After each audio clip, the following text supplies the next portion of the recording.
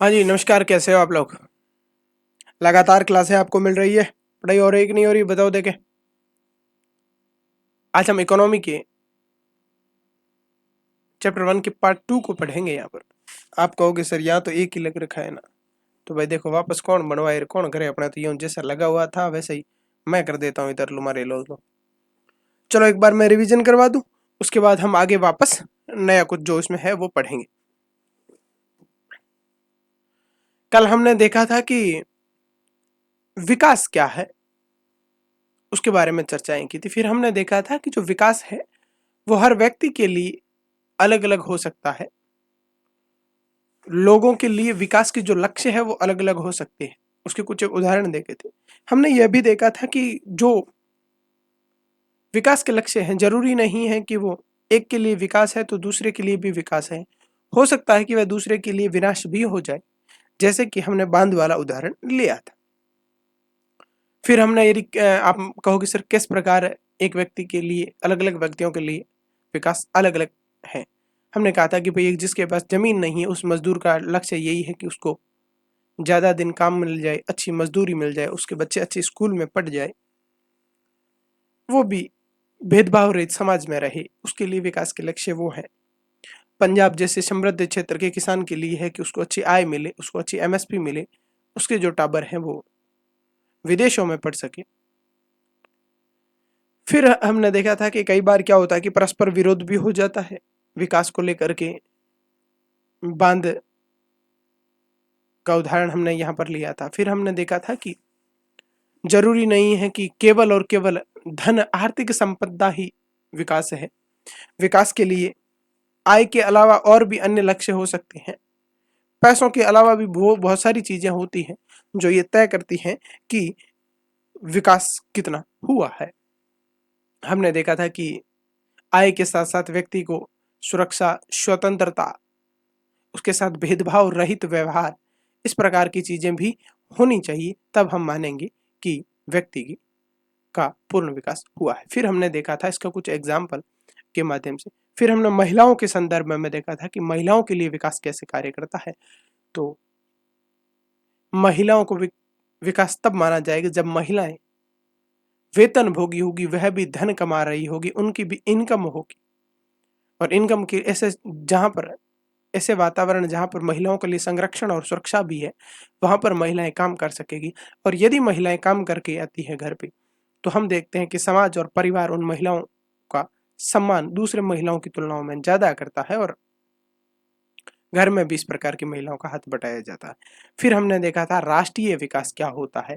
तो हमने कहा था कि अलग अलग देशों के लिए वहां के रहने वाले लोगों के लक्ष्य अलग अलग हो सकते हैं। जैसे कल हमने एग्जाम्पल लिया था कि अफ्रीका के अंदर रहने वाले लोगों का लक्ष्य है अच्छा भोजन पाना, और अमेरिका के अंदर रहने वाले लोगों का लक्ष्य है अच्छा एजुकेशन, नई रिसर्च, नई टेक्नोलॉजी। फिर हमने देखा था कि इसका तुलनात्मक अध्ययन कैसे करेंगे विकास का, कि किस आधार पर। हमने क्लास के विद्यार्थी का एग्जाम्पल लिया था कि यदि हमें क्लास के विद्यार्थियों का तुलनात्मक अध्ययन करना है तो उनको उनका स्वास्थ्य कैसा है, उनकी हाइट कैसी है, वो पढ़ने में कैसे है, वो मित्रवत व्यवहार रखते हैं कि नहीं रखते हैं। जिस प्रकार विद्यार्थियों के रूप में इन मापदंडों में तुलना की जाती है, उसी प्रकार देशों के बीच में भी हमें तुलना करती थी। तो हमने देशों की तुलना करने के लिए राष्ट्रीय आय को लिया था। राष्ट्रीय आय में देश, कौन सा देश ज्यादा कमाता है, कौन सा देश कम कमाता है, इस आधार पर तय करेंगे। यह बात विश्व बैंक कहता है।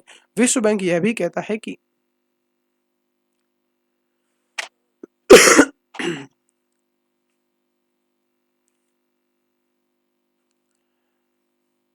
जिनके इतने डॉलर से ज्यादा कमाते हैं वो समृद्ध देश है, इतने डॉलर से कम कमाते हैं वो निम्न देश हैं, इनके बीच में जो कमाते हैं वो मध्यम देश वाले।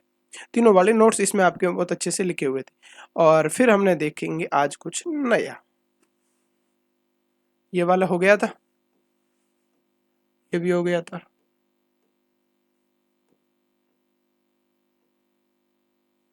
ये होना था भाई। चलिए आज हम इससे आगे की बात करते हैं। किताब 5-7 मिनट लगे, 4 मिनट लगे, कहाँ 5-7 मिनट याद करवाने में। इसलिए प्लीज चीजें याद किया करिए, बिना याद किए कुछ होना नहीं है।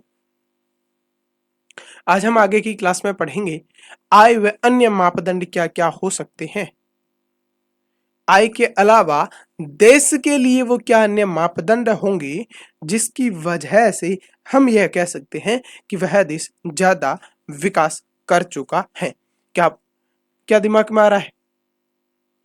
तो हम यह देखते हैं किसी देश के विकास स्तर को मापने के लिए औसत आय के अतिरिक्त भी अन्य महत्वपूर्ण चीजें होती हैं। जरूरी नहीं है कि सबके पास पैसे हो, पैसों के अलावा भी बहुत सारी चीजें होनी चाहिए, तब हम मानेंगे कि वहां का विकास अच्छा हो सकता है वहां का विकास बहुत अच्छा हुआ पर प्रदूषण इतना है कि सांस भी नहीं लगती, तो वो विकास किस काम का? हो सकता है लोगों के पास पैसे खूब सारे हैं पर एजुकेशन नहीं है, किस काम का विकास? हो सकता है पैसे खूब सारे हैं पर स्वास्थ्य ठीक नहीं है, किस काम के पैसे? आपके ऊपर ही ले लीजिए, मान लीजिए मैं कहूं कि आप 20,000 करोड़ के मालिक हैं और हॉस्पिटल के बेड पे पड़े हैं, भगवान करे ऐसा कभी नहीं हो, आपके लिए वो 20,000 करोड़ किस काम के? हॉस्पिटल में उतने ही लगने हैं, चाहे कितने बड़े हॉस्पिटल में चले जाओ, लाइलाज बीमारी है। उसी प्रकार हम देखते हैं कि जिसके पास आय भी अच्छी हो, जिसका एजुकेशन अच्छा हो, जिसका स्वास्थ्य अच्छा हो, हम मानेंगे वो ज्यादा विकसित है। तो देशों के लिए भी क्या है, शिशु मृत्यु दर को कम किया जाना भी विकास के स्तर को दिखाता है। जैसे वहां पर कुछ एक यहाँ पर दिखाया हुआ है, इन दोनों को अपन थोड़ा सा देखेंगे कि किस तरह से मायके बने। जैसे हरियाणा, केरला और इसको मैं थोड़ा जूम कर लेता हूं ताकि आपको ठीक से समझ में आ जाए।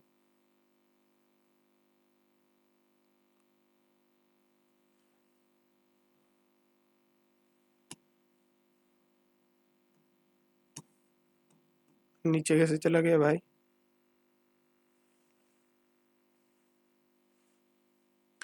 हरियाणा की अब राष्ट्रीय आय की, सॉरी, जो साल भर की आय है वो कितनी है? हम मानते हैं हरियाणा का प्रति व्यक्ति एक साल के अंदर 2,36,147 रुपए कमाता है। वहीं केरल का जो व्यक्ति है वो कमाता है 2,04,105 रुपए और बिहार का व्यक्ति कमाता है 40,982 रुपए। जब ये तीनों लोग, तो हमें क्या लगता है यदि केवल आय के आधार पर देखें तो हमें ऐसा महसूस होगा कि हरियाणा सबसे ज्यादा विकास कर चुका है जबकि सबसे कम विकास यदि पैसों के आधार पर, जबकि यहां पर ऐसा नहीं है। अब हम थोड़ा सा इसको कम करेंगे तो हमें पता लग जाएगा। अब थोड़ा सा इससे सारणी में आते हैं, कहां चलेगी? ये लो, यहां से हम इस चीज को समझने का प्रयास करेंगे कि हरियाणा की शिशु मृत्यु दर 30 है, यानी कि 1,000 जन्म लेने वाले बच्चों में से 30 बच्चे तो मर जा रहे हैं। जबकि हम देखते हैं केरल में तो केवल 7 ही है, जबकि हरियाणा की तो इनकम 2,36,147 है और केरल की 2 लाख ही है। इसका मतलब यहां पर यह देखने को मिलता है कि केरल इस मामले में, स्वास्थ्य के मामले में हरियाणा से अच्छा परफॉर्म कर रहा है। तो हरियाणा का विकास की बजाय यहां पर हम कहेंगे केरल का विकास। हरियाणा की साक्षरता दर 80% है, जबकि केरल की साक्षरता प्रतिशत तो 96 है। इसका मतलब हरियाणा वाले पैसे तो ज्यादा कमाते पर पढ़े लिखे हैं नहीं।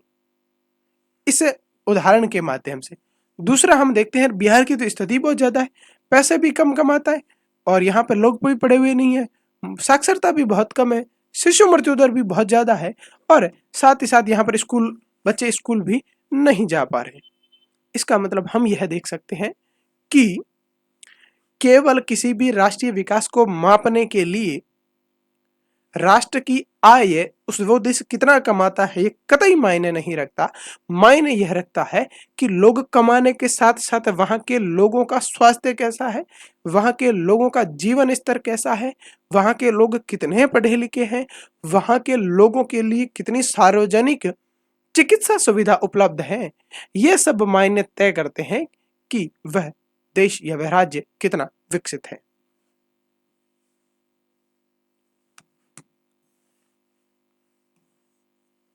अच्छा, ये वाला थोड़ा सा देख ले अपन।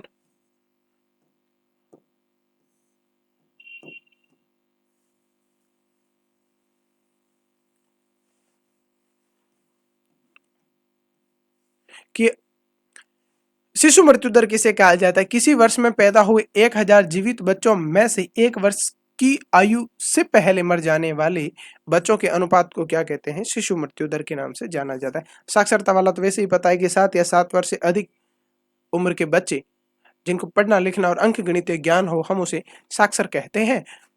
और निवल उपस्थिति, जितने बच्चे हैं वो स्कूल कितने जा रहे हैं, वो होती है निवल उपस्थिति। छोड़ो ये वाला, अब यहां पर बात करते हैं हमने इसके अंदर क्या लिखा। इसको हटा दे क्या, ताकि इसको अपन जूम कर पाएंगे।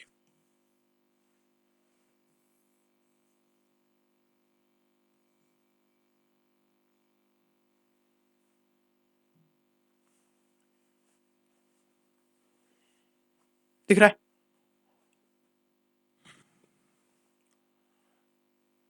किसी देश के विकास स्तर को मापने के लिए औसत आय के अतिरिक्त अन्य महत्वपूर्ण विशेषताएं भी जरूरी हैं। जैसे कौन कौन सी विशेषताएं औसत आय के अलावा भी महत्वपूर्ण जरूरी है? क्या क्या वो चीजें हैं जो आय के साथ होना भी जरूरी है? तो हमने कहा वहां की शिशु मृत्यु दर भी अच्छी होनी चाहिए, साक्षरता दर को भी बढ़ाई जानी चाहिए, बच्चों के लिए विद्यालय उपस्थिति भी होना चाहिए, जैसा कि तीन बच्चे स्कूल वहां पर पढ़ रहे हो, वहां की साक्षरता अच्छी हो।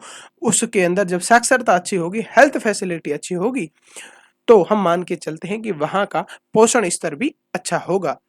आय की बढ़ोतरी के साथ साथ अन्य सुविधाओं पर भी ध्यान देना ही विकास है। केवल पैसे कमाना ही जरूरी नहीं है। पैसे आपके जेब के अंदर रखे हुए हैं तो आपके लिए विकास कदाई नहीं कर सकता।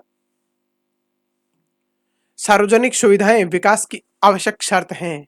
सार्वजनिक रूप से जो सुविधाएं हैं वो भी विकास के लिए क्या है, एक तरह की आवश्यक शर्त है। किस तरह से वो है उसकी भी बात करते हैं हम। सार्वजनिक सुविधाएं, आप मान लीजिए जहां कहीं भी रहते हैं वहां का पर्यावरण प्रदूषण इतना भयंकर है कि श्वास नहीं ले सकते। जैसे कि वर्तमान में हमारी दिल्ली की स्थिति है, बहुत ज्यादा प्रदूषण फैला हुआ है। उस दिल्ली के अंदर तो खूब सारे पैसे वाले लोग रहते हैं।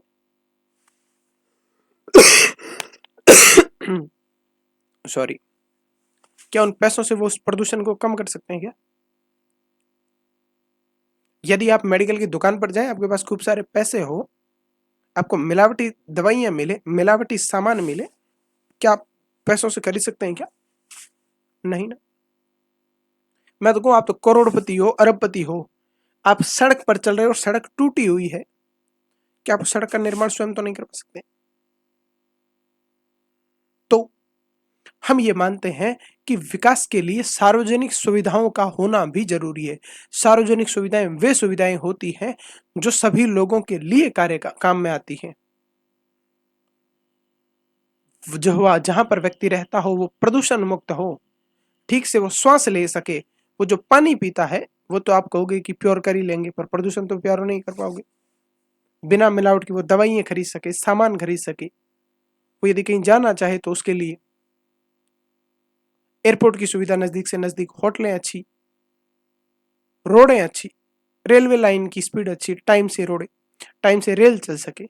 इस तरह की जो सार्वजनिक सुविधाएं हैं वो भी होना जरूरी है। वो इस बात को दर्शाता है कि आपके पास पैसे होने जरूरी नहीं है, विकास के लिए सार्वजनिक सुविधाओं का भी होना जरूरी है। और इसके लिए ऐसे समाज में जाकर ही रहना पड़ेगा, क्योंकि मान लीजिए आप झुग्गी झोंपड़ियों के बीच में लाल किले जैसे महल बना के लाओगे, फिर भी कहेंगे तो वही कहेंगे वो धारावी वाली झुग्गी झोंपड़ी बीच में। इसलिए ऐसे समाज के बीच में, और मैं यह भी कहूंगा कि आप जिस चीज को सीखना चाहते हैं, आप इस प्रकार की कम्युनिटी, इस प्रकार के समुदाय के बीच में जाकर के रहना शुरू कर दीजिए। यदि आप आईएएस बनना चाहते हैं तो आईएएस की तैयारी करने वाला ये आईएएस के लोगों के समूह के बीच में घुस जाइए। आप बिजनेसमैन बनना चाहते हैं, आप बिजनेसमैन के लोगों के साथ मिलजुल जाइए। टीचर बनना चाहिए, टीचरों के साथ आ जाइए। जो भी कुछ करना चाहे पर वो करिए। करने के लिए आप अच्छी तरह से सीख पाएंगे, आप उन लोगों का अनुसरण करिए। तो हमने यहां पर क्या लिखा है उसकी बात हम यहां पर करते हैं।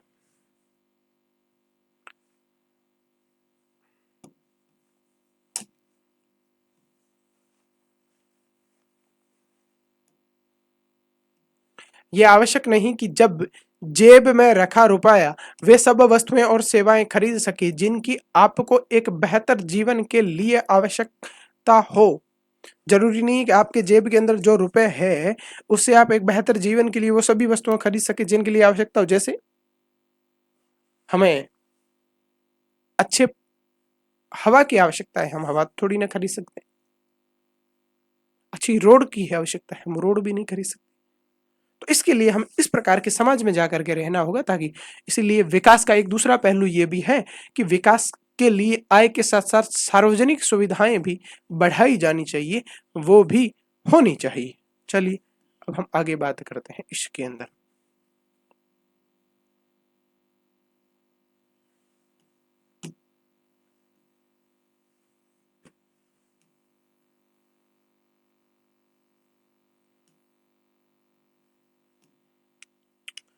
यह जीवन की महत्वपूर्ण चीजों के लिए अच्छा व सस्ता तरीका है। अच्छा कौन सा तरीका? सार्वजनिक सुविधाओं वाला जो तरीका है वो हर व्यक्ति के लिए कह सकते हैं कि अच्छा भी है और सस्ता भी है। जिसका उदाहरण जैसे कि आप जिस एरिया में रहते हैं, मान लीजिए वहां पर गुंडों का आतंक है, गुंडे मवाली लठेत वहां पर घूमते हैं, वो अपने हिसाब से कार्य करते हैं, वहां का प्रशासन भी उनके द्वारा चलाया जाता।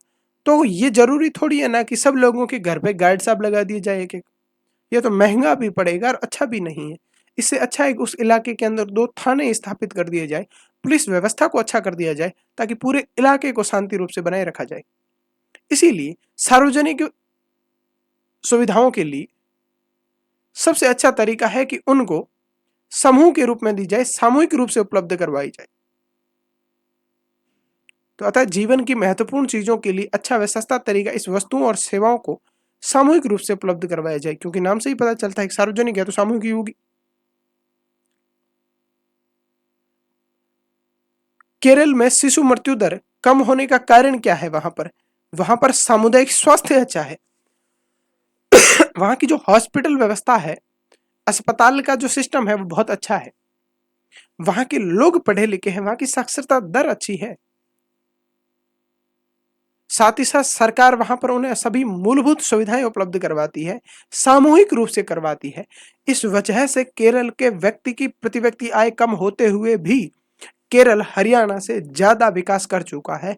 किस मामले में? वहां की शिशु मृत्यु दर भी अच्छी है, वहां की साक्षरता अच्छी है, वहां पर निवल उपस्थिति भी ज्यादा है। इसके पीछे का कारण है कि वहां की सरकार ने, वहां की गवर्नमेंट ने वहां पर क्या कर दिया है, सार्वजनिक सुविधाएं सामूहिक रूप से उपलब्ध करवा दी। देखते हैं यहां पर क्या है। अतः जीवन की महत्वपूर्ण चीजों के लिए अच्छा व सस्ता तरीका वस्तुओं और सेवाओं का सामूहिक रूप से उपलब्ध होना, जैसे घर घर गार्ड लगाकर सामूहिक सुरक्षा प्रदान न करके सार्वजनिक रूप से दी जानी चाहिए, और बच्चों के लिए सामूहिक विद्यालय खोलने चाहिए ताकि वो भी पढ़ सके। केरल में शिशु मृत्यु दर कम होने का कारण वहां पर सामूहिक स्वास्थ्य शिक्षा की मौलिक सुविधाएं पर्याप्त मात्रा में हैं। कहां पर? केरल में ज्यादा मात्रा के अंदर स्वास्थ्य सुविधाएं भी है, शिक्षा सुविधाएं भी हैं। इस वजह से केरल का विकास हरियाणा की तुलना में ज्यादा हुआ है। जिन राज्यों में सार्वजनिक वितरण प्रणाली ठीक प्रकार कार्य करती है, ऐसे राज्यों में लोगों की स्वास्थ्य और पोषण स्तर की बेहतर संभावना है। कहां पर? जिन राज्यों में सार्वजनिक वितरण प्रणाली अच्छी है, लोगों तक सरकार द्वारा दिया जाने वाला अनाज, पोषक तत्व ठीक से पहुंच रहा है, उस राज्य के लोगों के स्वास्थ्य भी अच्छा है। जब पोषण स्तर अच्छा होगा तो स्वाभाविक सी बात है उनका स्वास्थ्य ठीक आराम से रहेगा। इसीलिए उन राज्यों में, जिन राज्यों में सार्वजनिक वितरण प्रणाली अच्छी है, वहां पर लोगों का स्वास्थ्य अच्छा रहने की संभावनाएं ज्यादा हैं।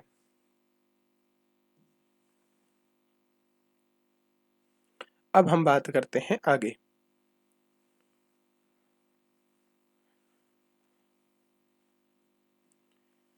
कि बीएमआई क्या होता है। बॉडी मास इंडेक्स, यही होगा बीएमआई, यही होगा बॉडी मास इंडेक्स। शारीरिक सॉरी शरीर द्रव्यमान सूचकांक है। बॉडी मास इंडेक्स वह होता है जिसके माध्यम से हम व्यक्ति के उम्र के हिसाब से उसकी हाइट और उसकी मोटापा देखकर ये बता देते हैं कि वो कुपोषित है या फिर सुपोषित है। कुपोषण का अर्थ है कि उसके शरीर में और अच्छी क्वालिटी के खाने की आवश्यकता है, और सुपोषण का अर्थ है कि वह ठीक से पोषण कर चुका है या फिर उसका पोषण अच्छा हुआ है ताकि वह उसका शरीर भी अच्छा रहे। यहाँ पर क्या है उसकी बात करते हैं। इसके माध्यम से अल्प पोषित होने की जांच की जा सकती है।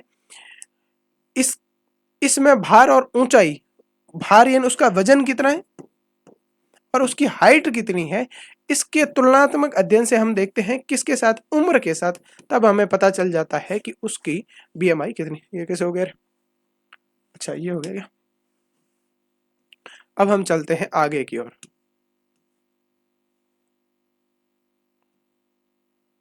ये हमने पढ़ लिया। चलिए अब इसकी बात करते हैं, मानव विकास रिपोर्ट।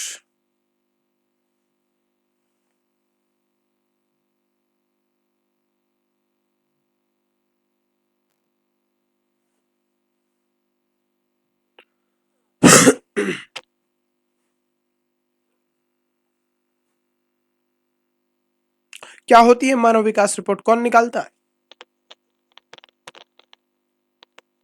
मानव के विकास के लिए कि मानव का विकास कितना हो रखा है किस देश के अंदर, उसके अंदर दर्शाया जाता है कि इस देश के अंदर इतना विकास हुआ, इस देश के अंदर इतना विकास हुआ।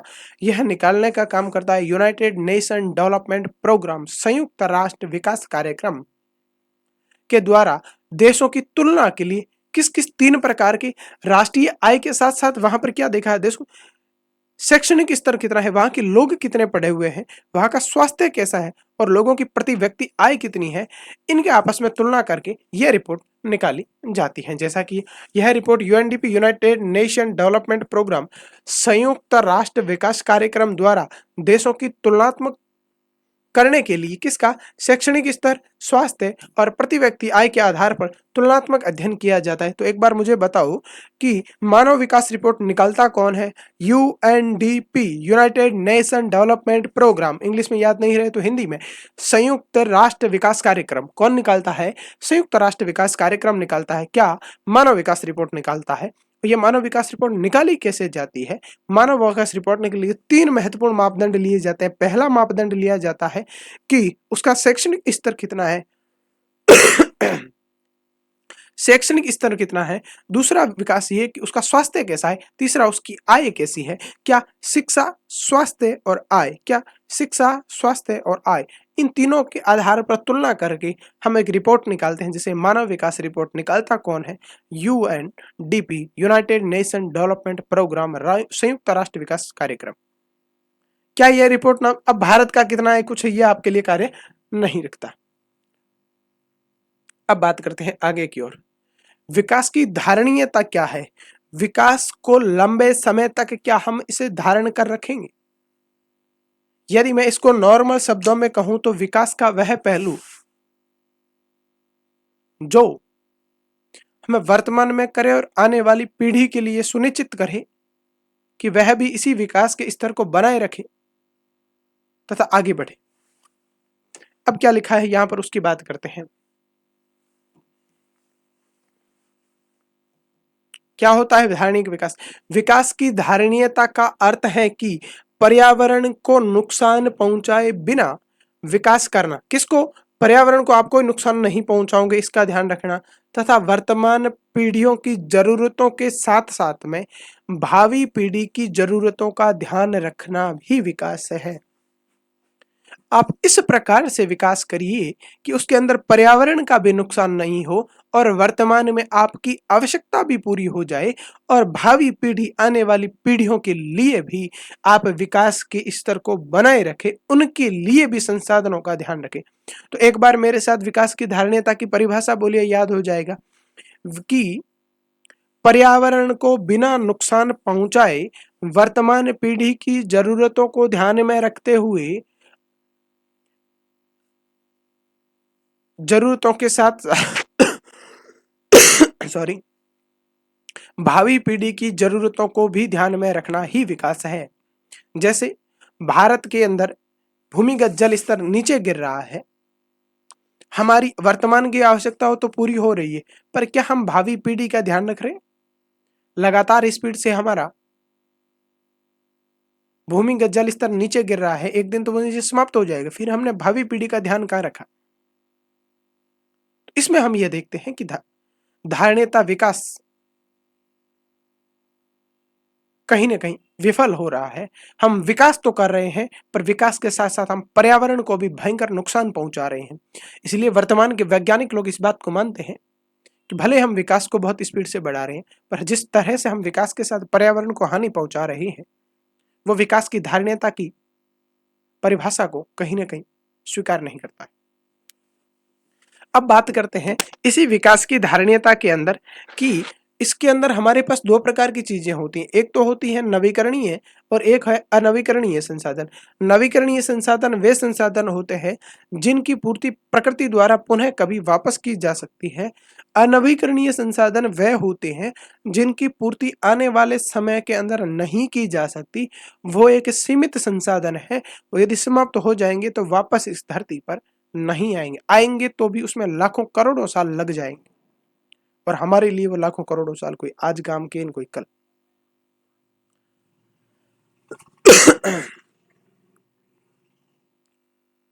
तो नवीकरणीय साधन क्या होते हैं? जैसे कि मैंने कहा कि प्रकृति जिनका वापस पूर्ति कर सके, तो भूमिगत जल की फसल व पौधों की तरह प्रकृति द्वारा पुनः पूर्ति की जाती है। स्वाभाविक सी बात है, तो भूमिगत जल एक ऐसा नवीकरणीय संसाधन है, परंतु इसे नवीकरणीय संसाधन होते हुए भी हम इसका अति दोहन कर रहे हैं। एक शब्द आता है अति दोहन। क्या होता है अति दोहन? का अर्थ होता है कि प्रकृति जिस स्पीड से पूर्ति करती है उससे कई गुना ज्यादा हम उस संसाधन का दोहन कर लेते हैं, उसे हम अति दोहन कहते हैं। अब हम बात करते हैं कि गैर नवीकरणीय चीजें कौन सी है जो कि विकास की धारणीयता को उदाहरण हमारे सामने प्रस्तुत करती हैं।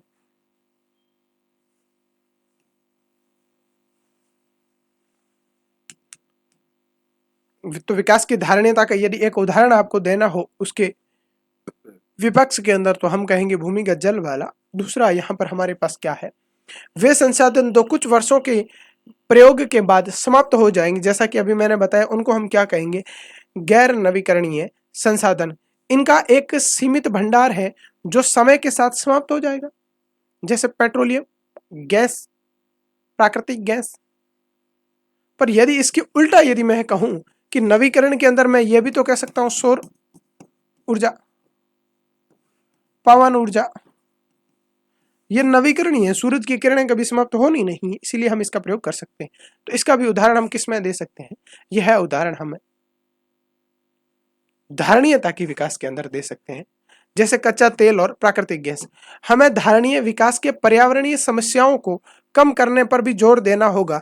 यानी हमें धारणीयता विकास के अंदर, विकास तब तक धारणीय विकास नहीं है जब तक विकास की वजह से पर्यावरण का नुकसान हो रहा है, ये वैज्ञानिक भी मानते हैं।